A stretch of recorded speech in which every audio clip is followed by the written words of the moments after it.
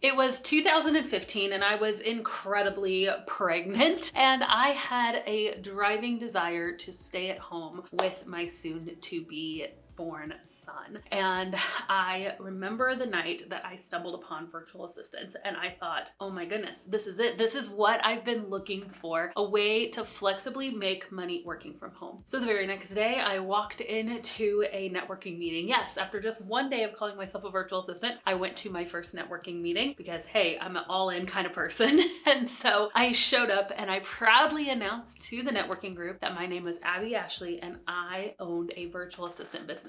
And the very next question I got was, what is a virtual assistant? And right away, I had to be able to explain the ins and outs of what a virtual assistant could do. Even years later, as virtual assistants is becoming more of a known industry, there's still a lot of questions about what a VA really does and how someone can become one. So in this video, I'm gonna break it apart super clearly, what a virtual assistant is and how you can start a virtual assistant business with no experience. Let's jump in.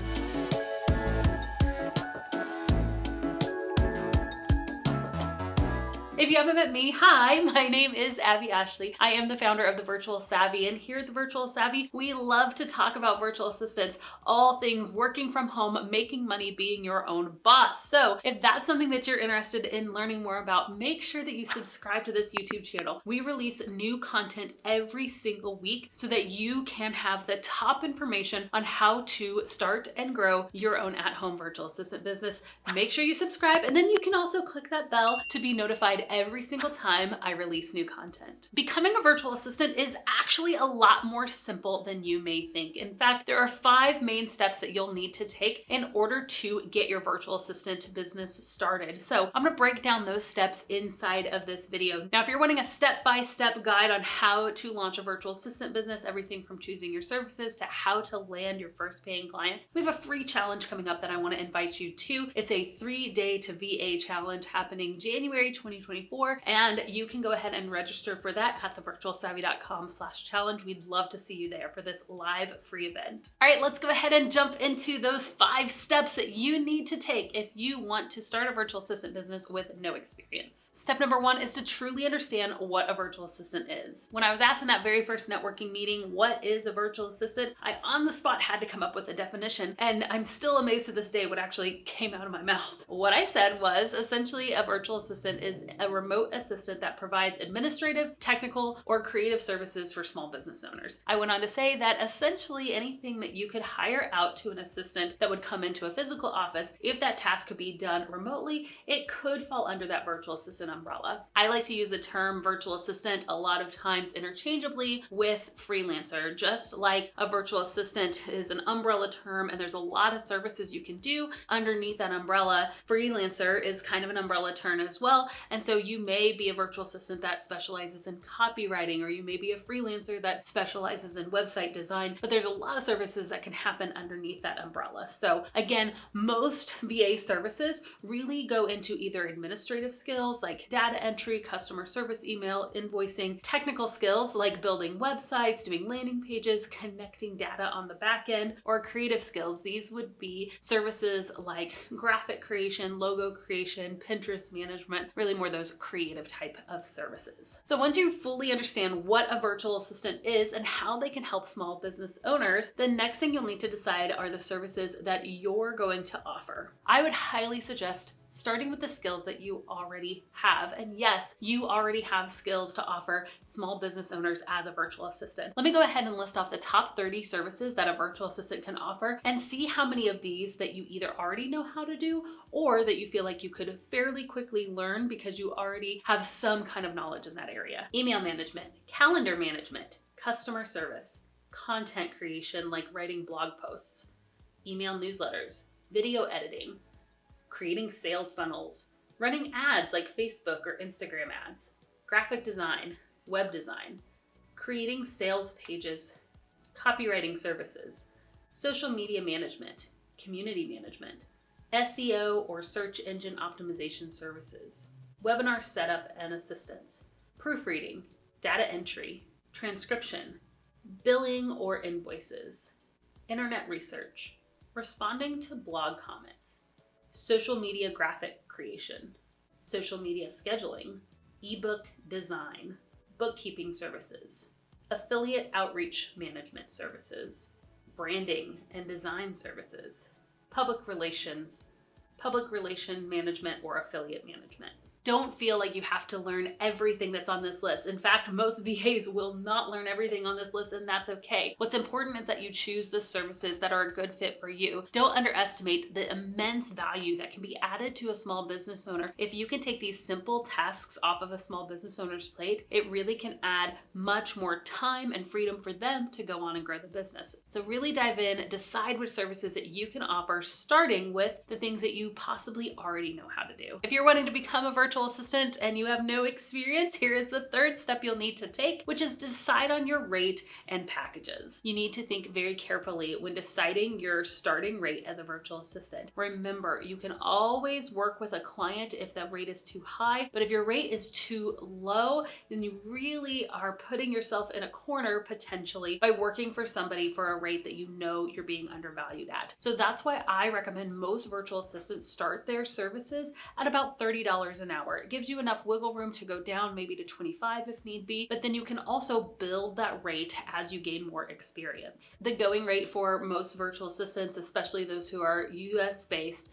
is about $20 to $40 an hour for general administration skills. About $30 to $50 an hour if you have really advanced skills. Let's say that you've really honed in and specialized processes, or you've really honed in and you've built a team and you have lots of experience and success, even in general admin or social media management. These are all advanced skills, and so you can charge a higher rate for those. Really, the sky's the limit if you have specialized services. So if you really learn and perfect your craft and have a lot of experience behind you, I've seen individuals charge $20,000 for a website or $10,000 to ghostwrite an ebook. So there is a lot of opportunity once you continue to niche down and become an expert. But again, for most people, you're going to start your rate at about $25, maybe $30 an hour, and then you want to have packages of those hours. So that could look like a 10-hour package at $30 an hour would be $300 a month reoccurring that you would bill the small business owner, and then they would have 10 hours to use at their disposal throughout the month for your general admin services. All right, you know what a virtual assistant is, you've crafted your services, you know what you're going to offer, and you've decided on your hourly rate and packages. It's time to start telling people about your business. I don't believe it's ever too early to get the marketing ball rolling in your business. It is so important that you start telling people about what you're doing. One of my number one tips for finding a client is to tell friends and family. Now, people look at me sometimes and go, but Abby, my friends and family aren't my ideal client. Why would I start with them? Here's the thing. It's important that you start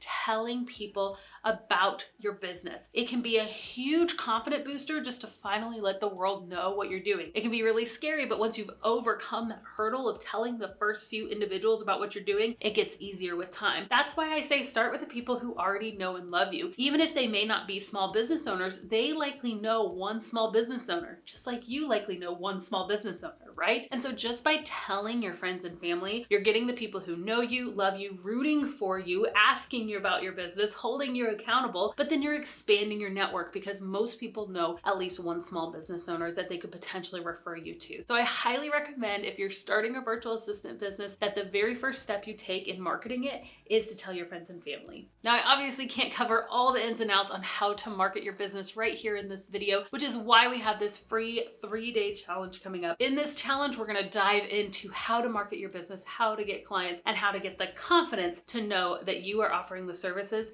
that are in high demand. So make sure that you go to thevirtualsavvy.com/challenge in order to join for free. All right, once you have paying clients, the fifth and final step that I would highly recommend is to start building a team. I have the personal belief that it is never too early to start building a team and to start outsourcing some of the work that you're doing yourself. After all, we're in the outsourcing business. We must believe in it, right? And one of the best ways for you to have freedom as a business owner is to make sure that you're not the only person working in your business. For me, when I first started my business, from day one, I started outsourcing some of the work to a subcontractor. I'd be getting paid $30 to $40 an hour. I'd be paying a subcontractor $10 to $15 an hour, and I would be able to keep the difference, which meant that I could expand my services to more clients beyond the hours that I could practically work. This is how I was able to replace my income, replace my husband's income, and start making those 10K months even as a very new virtual assistant. important. Many people ask me, how do I find my very first subcontractor? And I personally believe that some of the best subcontractors are the people that you already know. My very first subcontractor was a friend that I went to college with. I knew that she was in a band and that she did graphics for her band. So I just said, hey,